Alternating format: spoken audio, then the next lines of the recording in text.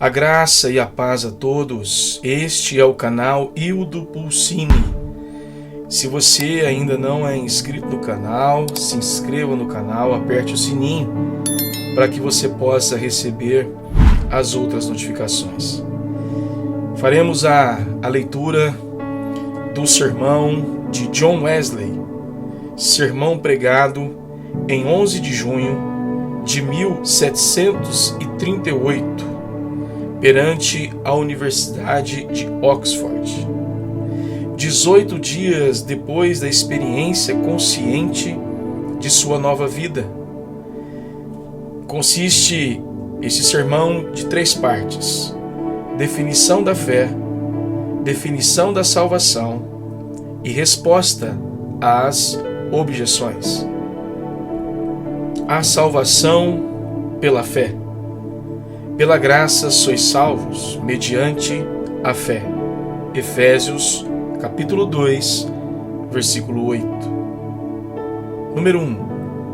Todas as bênçãos que Deus comunica ao homem vêm de sua mera graça, munificência ou favor, de sua livre e merecida benevolência, representando graça inteiramente espontânea, visto nenhum direito ter o homem a menor clemência por parte da divindade. Foi a livre graça que formou o homem do pó da terra e nele soprou a alma vivente, estampando nessa alma a imagem de Deus e sujeitando todas as coisas debaixo de seus pés. A mesma graça chega até nós neste dia, traduzindo-se em vida, respiração e todas as coisas. Nada do que somos ou possuímos ou realizamos merece o mínimo favor das mãos de Deus. Todas as nossas obras, ó Deus, Tu as operastes em nós. Assim, elas são outras tantas manifestações de livre misericórdia. E qualquer que seja a justiça que se encontre no homem, ainda será também uma dádiva divina. Número 2. Com que fará o pecador propiciação pelo menor de seus pecados? Com suas obras? Não. Ainda que estas sejam muitas e sejam santas, não lhe pertencem, mas são de Deus. Na verdade, todas essas obras são ímpias e pecaminosas, reclamando nova propiciação. Somente frutos corrompidos pendem de uma árvore corrupta, e o coração do homem é ao mesmo tempo corrupto e abominável, estando desprovido da glória de Deus. A justiça gloriosa de início impressa em sua alma, segundo a imagem de seu grande Criador. Assim, pois, nada tendo, nem justiça nem obras, que alegar seus lábios inteiramente se calam diante de Deus. Número 3. Se o homem pecaminoso acha, pois, favor à vista de Deus, isto vem a ser graça sobre graça. Se Deus ainda concede que desçam sobre nós outras bênçãos, e ademais a maior de todas, que é a salvação, que podemos dizer a estas coisas, se não repetir? Graças sejam dadas a Deus por seu dom inefável. E assim é. Nisto Deus recomenda seu amor para conosco, em que, quando ainda éramos pecadores, Cristo morreu para salvar-nos. Pela graça, pois, sois salvos mediante a fé. A graça é a fonte, a condição e a fé. Para não decairmos da graça de Deus, cabe-nos inquirir cuidadosamente. Primeiro, qual é a fé mediante a qual somos salvos? Segundo, qual é a salvação que é mediante a fé? Terceiro, como podemos responder a certas objeções? Primeiro, qual é a fé mediante a qual somos salvos? Número 1. Em primeiro lugar, não é meramente a fé dos pagãos. Deus exige que o pagão creia que Deus existe e que é remunerador dos que o buscam. Que esta procura diligente se faça glorificando-o como a Deus, dando-lhe graças por todas as coisas e praticando cuidadosamente a virtude moral, a justiça, a misericórdia e a verdade para com seus semelhantes. O grego ou o romano, o cita ou o indiano, não teria, portanto, nenhuma desculpa se não acreditasse suficientemente nisto. O ser e atributos de Deus, o estado futuro da recompensa ou punição e o caráter obrigatório da virtude moral. Este é simplesmente o credo de um pagão. Número 2. Não é também, em segundo lugar, a fé do demônio, embora ela vá muito além da dos pagãos. O demônio crê não somente que há um Deus poderoso e sábio, gracioso no recompensar e justo no punir, mas também crê que Jesus é o Filho de Deus, o Cristo, o Salvador do mundo. Encontramo-lo de fato declarando em termos categóricos: bem sei quem és tu, tu és o Santo de Deus. Lucas 4:34. Nem podemos duvidar de que o infeliz espírito creia em todas as palavras que saíram dos lábios do santo e mais em quaisquer outras que foram escritas pelos homens santos do passado, acerca de 2 dos quais ele fora compelido àquele glorioso testemunho. Esses homens são servos do Altíssimo, que vos mostram o caminho da salvação. Não é demais, pois que o grande inimigo de Deus e dos homens creia e, crendo, estremeça, que Deus se manifestou em carne, que submeterá todos os inimigos debaixo dos pés, e que toda a Escritura foi dada por inspiração de Deus. Até aí vai a fé do demônio. Número 3. Em terceiro lugar, a fé mediante a qual somos salvos, no sentido em que a palavra será mais adiante explanada, não é meramente a fé que nutriam os apóstolos quando Cristo estava ainda sobre a terra, muito embora nele crescem a ponto de deixarem tudo para segui-lo. Embora tivesse já, neste tempo, o poder de operar milagres, de curar todas as espécies de doença e toda forma de enfermidade, embora tivessem poder e autoridade sobre os demônios, e o que vale mais que tudo isso, fossem enviados por seu mestre a pregar o reino de Deus. Número 4. Qual é a fé mediante a qual somos salvos? Pode-se responder de modo geral que é, primeiro, a fé em Cristo. Cristo e Deus, através de Cristo, são os próprios fundamentos da nossa fé. Nisto se distingue ela suficientemente, absolutamente da fé, seja dos antigos ou dos modernos pagãos. Da fé que possui o demônio, ela se distingue por isso. Não é uma coisa meramente especulativa, racional, um assentimento frio e morto, uma série de ideias que se amontoam na cabeça, mas uma disposição do coração. Por isso diz a Escritura: com o coração o homem crê para a justiça. E se tua boca confessares o Senhor Jesus e creres em teu coração que Deus o levantou dentre os mortos, serás salvo. Número 5. Nisto ela difere daquela fé que os próprios apóstolos nutriam quando nosso Senhor estava na terra. Reconhece a necessidade e os méritos de sua morte e o poder de sua ressurreição.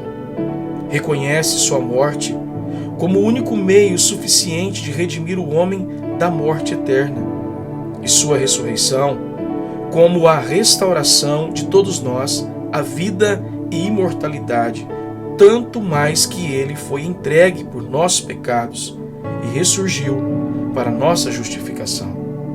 A fé cristã é, portanto, não só um assentimento a todo o Evangelho de Cristo, mas também plena confiança no sangue de Cristo, confiança nos méritos de sua vida, morte e ressurreição. Descanso nele como nossa propiciação e nossa vida, vida divina que foi dada por nós e vive em nós. E em consequência disso, união com ele, adesão à sua pessoa, como nossa sabedoria, justiça, santificação e redenção, ou numa palavra, nossa salvação. O segundo ponto a ser considerado é: qual é a salvação que é mediante a fé? Número 1. Primeiro, qualquer que seja essa salvação, ela é uma salvação presente. É alguma coisa atingível desde já, atualmente atingível na terra pelos que são participantes desta fé. Por isso diz o apóstolo aos crentes de Éfeso, e através destes aos crentes de todos os tempos: vós sois salvos mediante a fé, e não vós sereis salvos. Embora também seja verdadeira esta última afirmativa. Número 2. Vós sois salvos, para abranger tudo numa só palavra do pecado. Esta é a salvação que vem pela fé. Esta é a grande salvação predita pelo anjo, antes que Deus introduzisse no mundo o seu primogênito, a quem chamarás Jesus, porque ele salvará seu povo de seus pecados. Nem aqui, nem nas outras partes do Escrito Sagrado, aparece qualquer limitação ou restrição. Todo o seu povo, ou como se diz em outros lugares, todo o que crê, Cristo o salvará dos pecados, do pecado original e atual, passado e presente, de cada carne e do espírito, mediante a fé que há em Cristo. Os pecadores são salvos, tanto da culpa como do poder da culpa. Número 3. Primeiro, da culpa de todos os pecados passados. Porque conquanto todo mundo seja culpado diante de Deus, de modo que, se o Senhor quisesse assinalar que os cometem erros, ninguém poderia nele permanecer.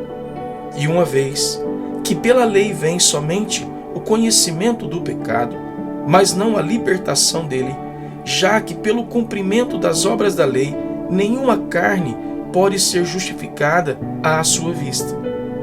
Agora, todavia, a justiça de Deus, que é pela fé em Jesus Cristo, é manifestada a todo aquele que crê.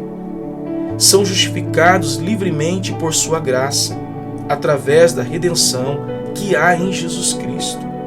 A este, Deus enviou para ser a propiciação mediante a fé em seu sangue, para declarar sua justiça para ou pela remissão dos pecados passados.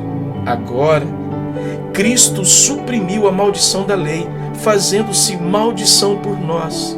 Cancelou o escrito de dívida que era contra nós, levando-o e cravando-o em sua cruz. Agora, não há, pois, condenação para os que creem em Jesus Cristo. 4. Sendo salvos da culpa. Os homens são também salvos do temor. Não em verdade do filial temor de conceber qualquer ofensa, mas no medo servil que escraviza, do medo que causa tormento, do medo de punição, do medo da ira de Deus. Desse Deus que eles agora não mais contemplam como um Senhor severo, mas como um Pai indulgente. Não receberam outra vez o espírito de escravidão, mas o espírito de adoção pelo qual exclamam: Abba, Pai. Testificando também o mesmo espírito com o seu espírito, que eles são filhos de Deus. são também salvos não da possibilidade, mas do receio de decaírem da graça de Deus e de serem privados das grandes e preciosas promessas. Deste modo, têm paz com Deus por nosso Senhor Jesus Cristo. Regozijam-se na esperança da glória de Deus, e o amor de Deus se derrama abundantemente em seus corações, através do Espírito Santo que lhes é dado. Pelo Espírito, são persuadidos, talvez não em todos os tempos, nem com a mesma plenitude de convicção, de que nem a morte, nem a vida, nem as coisas presentes, nem as coisas futuras, nem a altura, nem a profundidade, nem qualquer outra criatura será capaz de os separar do amor de Deus que é em Cristo Jesus, nosso Senhor. Número 5. Ainda mais, mediante esta fé, são eles salvos do poder do pecado, e bem assim da culpa inerente ao pecado. O que nele permanece não peca. 1 João 3,5. E em outro lugar, filhinhos, que ninguém vos engane. O que comete pecado é do diabo. Quem quer que crê é nascido de Deus. E quem é nascido de Deus não comete pecado, porque sua filiação permanece nele e ele não pode pecar, porque é nascido de Deus. Ainda mais, sabemos que todo aquele que é nascido de Deus não peca. Pelo contrário, aquele que nasceu de Deus o guarda e o maligno não o segura. 1 João, capítulo 5, versículo 18. Número 6. Aquele que pela fé é nascido de Deus não peca. 1. Por pecado habitual. Porque todo pecado habitual é pecado dominante. Mas o pecado não pode dominar a qualquer que creia. Nem. Número 2. Por pecado voluntário. Porque enquanto permanece na fé, sua vontade tenazmente se opõe a todo pecado, aborrecendo-o como se fora veneno mortal. Nem. Número 3. Por qualquer desejo pecaminoso, porque almeja constantemente a santa e perfeita vontade de Deus. E qualquer tendência para o desejo profano, ele a sufoca desde o início pela graça de Deus. Nem. Número 4. Peca por enfermidade, quer pela prática de qualquer ato, quer por palavra ou pensamento, porque suas fraquezas não têm o concurso da vontade.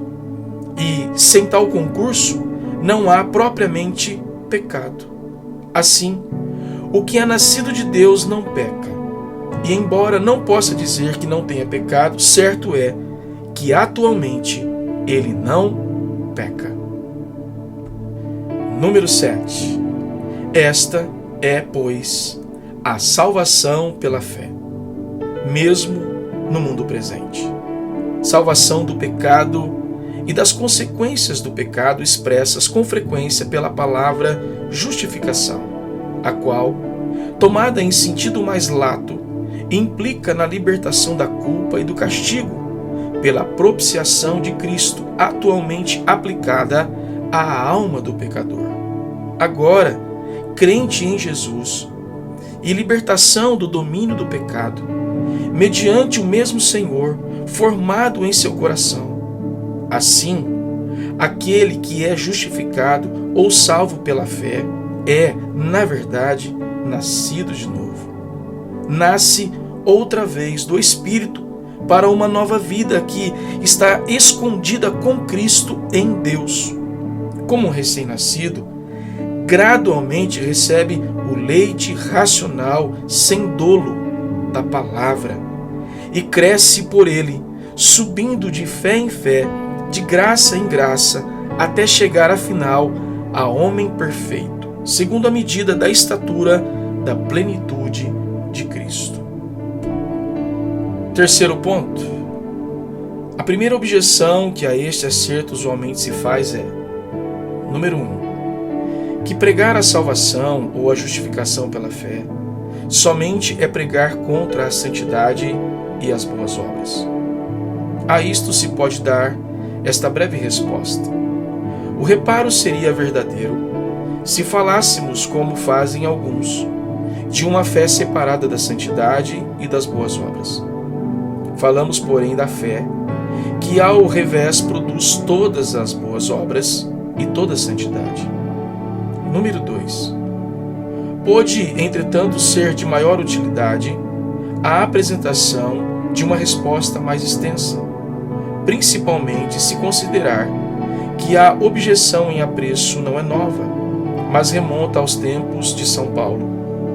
Já naquele tempo, perguntava o apóstolo: invalidamos a lei pela fé? Respondemos primeiro que todo o que não prega a fé manifestamente invalida a lei, quer direta e grosseiramente, por limitações e comentários que destroem todo o espírito do texto, quer indiretamente, deixando de apontar o único meio pelo qual é possível dar cumprimento à própria lei. Enquanto que, em segundo lugar, estabelecemos a lei, tanto no demonstrar sua plena extensão em seu amplo sentido espiritual, como no apontar a todo aquele caminho de vida para que a justiça da lei neles se possa cumprir. Os que só confiam no sangue de Cristo usam de todas as ordenanças que ele estabeleceu, fazem todas as boas obras que ele antes havia preparado para que andassem nelas, formam e exteriorizam todo o santo e celestial caráter, e ainda a própria mente que havia em Cristo Jesus. Número 3. Mas a pregação desta fé não leva os homens ao orgulho? Respondemos que, acidentalmente, isto pode acontecer. Entretanto, todo crente verdadeiro deve estar perfeitamente a par da advertência contida nas palavras do grande apóstolo.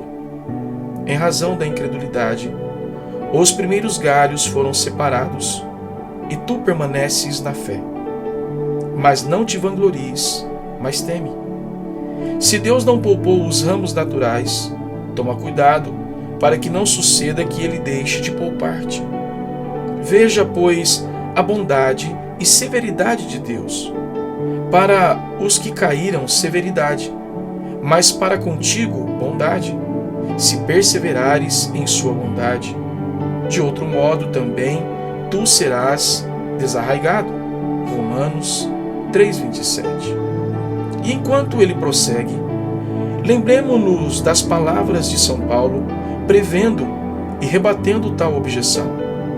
Onde está logo a jactância? Ficou excluída por que lei? Pelas obras? Não, mas pela lei da fé. Se o homem fosse justificado pelas obras, teria de se gloriar, mas não há glorificação para aquele que não obra, mas crê naquele que justifica o ímpio. Romanos 4,5. No mesmo sentido são as palavras que precedem e seguem o texto. Efésios 11:4, versos seguintes. Deus, que é rico em misericórdia, ainda quando estávamos mortos em pecado, reconciliou-nos com Cristo, pela graça sois salvos, para que pudesse mostrar a suprema riqueza de sua graça em bondade para conosco em Cristo Jesus. Pela graça é que sois salvos mediante a fé, e isto não vem de vós mesmos. De vós mesmos não vem a vossa fé, nem vossa salvação. São dons de Deus. Representam livre e merecida dádiva. A fé, mediante a qual sois salvos, bem como a salvação que Deus, por sua própria boa vontade, por seu mero favor, adiciona a ela, procedem do Senhor. O fato de crermos é um aspecto de sua graça. O fato de, crendo, sermos salvos é outro aspecto. Não pelas obras, para que ninguém se glorie. Porque todas as nossas obras, toda a nossa justiça, anteriores à nossa crença, nada merecem de Deus, a não ser a condenação. Tão longe estavam de merecer a fé, que, recebida esta, ela não procede do mérito das obras. Nem a salvação é pelas obras quando cremos, porque Deus é quem então opera em nós. Deste modo, dar-nos recompensa por aquilo que Ele próprio realiza é gesto que somente pode recomendar as riquezas de sua misericórdia, mas que a nós não nos deixa coisa alguma de que nós possamos gloriar. Número 4. Falar assim da misericórdia de Deus, salvando ou justificando livremente só pela fé, não incita, porventura, os homens ao pecado? Na verdade, isto pode acontecer e acontecerá. Muitos continuarão no pecado para que a graça possa superabundar, mas seu sangue será sobre sua cabeça. A bondade de Deus deve levá-los ao arrependimento.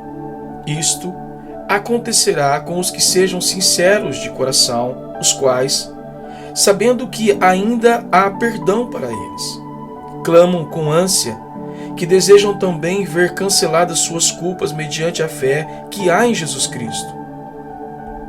E se eles realmente clamam sem fingimento, se o buscam por todos os meios que o próprio Deus apontou, se recusam a ser confortados até que venha o Senhor, Ele virá e não tardará. E Ele pode fazer grandes coisas em curtíssimo espaço de tempo. Muitos são exemplos nos Atos dos Apóstolos da divina operação da graça no coração dos homens, manifestando-se como relâmpago fuzilando dos céus. Assim, no mesmo instante em que Paulo e Silas começaram a pregar, o carcereiro se arrependeu e creu, sendo batizado. O mesmo se dera com os 3.000 no dia de Pentecostes, que se arrependeram e creram à primeira pregação de Pedro. E graças a Deus, ainda há muitas provas vivas de que Ele é poderoso para salvar. Número 5. Ainda quanto à mesma verdade, considerada sobre outro ponto de vista, levanta-se a objeção contrária. Se o homem não pode ser salvo depois de tudo quanto fizer ou possa fazer, isso levará ao desespero. Levá-lo-á, sim, à desesperança de ser salvo por suas próprias obras, seus méritos ou sua justiça. E deve ser assim, porque ninguém pode confiar nos méritos de Cristo antes que se tenha negado inteiramente a si mesmo. Aquele que tenta estabelecer sua própria justiça não pode receber a justiça que vem de Deus. A justiça, que é pela fé, não lhe pode ser dada enquanto ele confiar na justiça que vem da lei. Número 6. Mas isto é uma doutrina desoladora. O diabo fala coerentemente consigo próprio, isto é, sem veracidade nem pudor, quando ousa sugerir aos homens que seja desoladora a doutrina em questão. É a única tranquilizadora, cheia de conforto, para os pecadores que se destroem e se perdem. Aquele que nele crê não será confundido, porque o mesmo Senhor é rico para com todos os que o invocam. Eis aí o conforto, alto como os céus, forte como a morte, como misericórdia para com todos? Para Zaqueu, um ladrão público?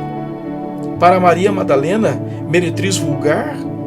Parece-me ouvir alguém dizendo: então eu também, eu posso esperar misericórdia. Pode sim, aflito, a quem não houve quem confortasse. Deus não desdenhará tua oração. Talvez te venha ele dizer imediatamente: tem bom ânimo, teus pecados são-te perdoados. Tão perdoados que ele jamais exercerão domínio sobre ti. E ainda mais, o Espírito Santo testificará com teu espírito que és filho de Deus. Ó, alegres boas novas de grande alegria, enviadas a todo o povo. Ó, que todo o que tem sede venha às águas, venha e compre sem dinheiro, sem preço, ainda que teus pecados sejam vermelhos como o carmesim e tantos como teus cabelos. Volta para o Senhor e Ele terá misericórdia de ti, e para nosso Deus, porque Ele te perdoará largamente. Número 7. Quando nenhuma outra objeção ocorre, simplesmente nos dizem os opositores que a salvação somente pela fé não deve ser pregada como doutrina capital, ou pelo menos não deve ser pregada a todos. Mas que diz o Espírito Santo? Ninguém pode pôr outro fundamento além do que já foi posto, que é Jesus Cristo. Logo, a doutrina segundo a qual todo que nele crê será salvo é e deve ser o fundamento de toda a nossa pregação. Isto é, deve ser pregada em primeiro lugar. Seja assim, mas não a todos. A quem então não devemos pregar? Quem será excluído? Os pobres? Não. Eles têm especial direito à pregação do Evangelho. Os ignorantes? Não. Deus tem revelado essas coisas desde o começo aos simples ignorantes. Aos jovens? De modo nenhum. Deixai-os de qualquer modo vir a Cristo e não os embaraceis. Os pecadores? Muito menos. Ele veio a chamar não o justo, mas os pecadores ao arrependimento. Se, entretanto, tivéssemos de excluir alguns, excluiríamos os ricos, os letrados, os homens afamados e de boa conduta. É verdade que esses, de sua parte, se recusam a ouvir, todavia, ainda assim, lhes devemos dizer as palavras do nosso Senhor Jesus. O tenor de nossa comissão nos impõe: ide e pregai o Evangelho a toda criatura.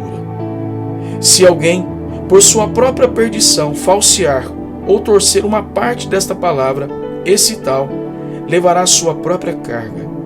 Mas ainda assim, vive o Senhor, que seja o que for que nos disser, isso mesmo diremos. Número 8. Hoje, mais especialmente diremos que pela graça sois salvos mediante a fé, porque a sustentação desta doutrina nunca foi mais oportuna do que no presente. Nada pôde mais e eficientemente prevenir a expansão do erro romanista entre nós do que a pregação daquela doutrina. Seria nunca acabar o atacar um a um todos os erros daquela igreja. Mas a salvação, pela fé, corta-os pela raiz. E onde quer que se estabeleça, imediatamente consome tudo quanto de mal houver em torno. A essa doutrina é que nossa igreja muito justamente chama a rocha mais forte e o fundamento da religião cristã, o qual primeiro expulsou o papismo desses reinos, sendo que somente ela pode mantê-lo à distância. Nada, a não ser essa doutrina, pode opor um dique àquela imoralidade que invade a terra como um dilúvio. Podes tu encher-te gota a gota o grande abismo? Podes então reformar-nos através de admoestações acerca de vícios particulares? Venha, porém, a justiça que é de Deus pela fé. E então as ondas orgulhosas serão quebradas e detidas? Nada, senão essa doutrina, pode fechar a boca àqueles que se gloriam em seu opróbrio e abertamente negam o Senhor que os resgatou. Podem eles falar tão sublimemente da lei como os que têm escrita por Deus em seu coração. Ouvindo-os tratar desta matéria, alguém seria tentado a pensar que eles não estivessem muito longe do reino de Deus, mas que sejam transportados da lei para o Evangelho.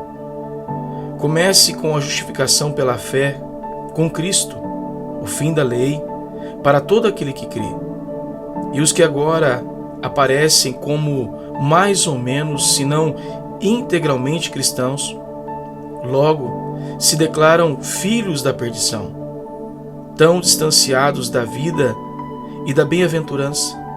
Deus seja misericordioso para com eles, como o abismo do inferno está longe das alturas do céu. Número 9. Por esta razão, o adversário se irrita todas as vezes que se prega ao mundo a salvação pela fé. Por esta razão, o adversário agitou toda a terra e o inferno na ânsia de destruir os que primeiro pregaram a justificação pela fé.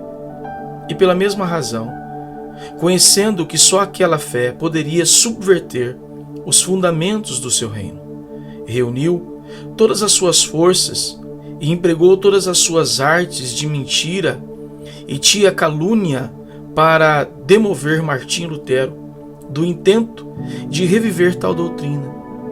Nem podemos maravilhar-nos disso, porque, como observa aquele homem de Deus, não podia deixar de irar-se o homem orgulhoso, forte, e para ele marcha tendo nas mãos um caniço. Esse furor cresce de vulto quando o adversário sabe que esta criancinha certamente o derrotará, colocando debaixo dos pés. Em casos tais, Senhor Jesus, tua força tem sido sempre aperfeiçoada na fraqueza. Vai com coragem, criancinha, que crês em Cristo. A sua mão direita te mostrará terríveis coisas. Embora estejas desamparado e sejas fraco como um recém-nascido, o homem forte não será capaz de permanecer em face de ti. Tu prevalecerás contra ele, e o subjugarás e o dominará, e o porás debaixo de teus pés, sob o comando do grande capitão de tua salvação. Marcharás, conquistando e vencendo, até que todos os teus inimigos sejam aniquilados, e a morte seja tragada pela vitória.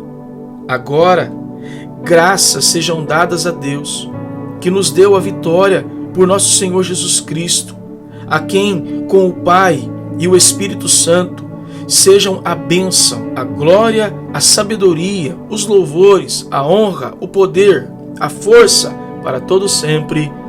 Amém. Graças a Deus, concluímos aqui mais um sermão de John Wesley. Este é o canal Hildo Pulcini. E se você ainda não é inscrito no canal, se inscreva no canal, aperte o sininho para que você possa receber as novas notificações. Deixe seu like, faça o seu comentário e que Deus continue te abençoando e nos agraciando com esses sermões abençoados. Em nome de Jesus.